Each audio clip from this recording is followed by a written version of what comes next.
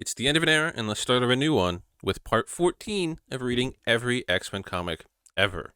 Issues 136 through 141 and annual number 4 finish up the initial volume of X-Men before the official rebrand into the Uncanny X-Men. The Dark Phoenix saga wraps up in a way I didn't expect, and a major roster shakeup happens before the next arc begins. As mentioned at the end of the previous issue, the Dark Phoenix returns to Earth.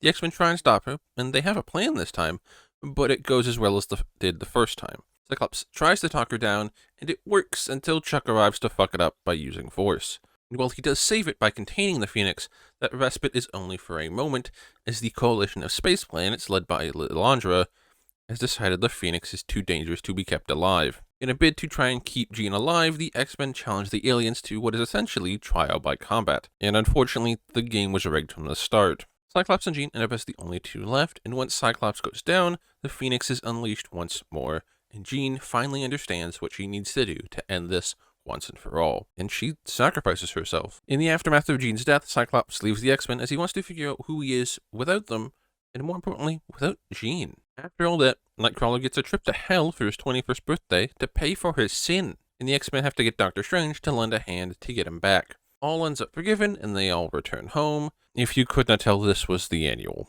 From there, Kitty officially joins the team, Angel rejoins the team, and Storm is made the leader. Wolverine takes Nightcrawler to Canada to talk to Elflight and make sure his resignation sticks this time, and they end up teaming up to deal with the Wendigo. From there, we enter the dystopian future of 2013. The Sentinels have taken over, eliminating most superheroes and mutant kind.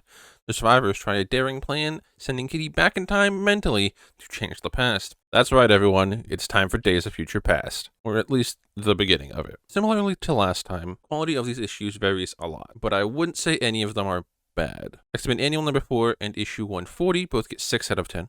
Issue 138 and 139 both get 7 out of 10. Issue 136 and 141 both get 8 out of 10, and issue 137 gets a 9 out of 10. Next time, we put a pause on the time travel and take a short interlude to cover some of the team-ups we may have missed since starting the Bronze Age.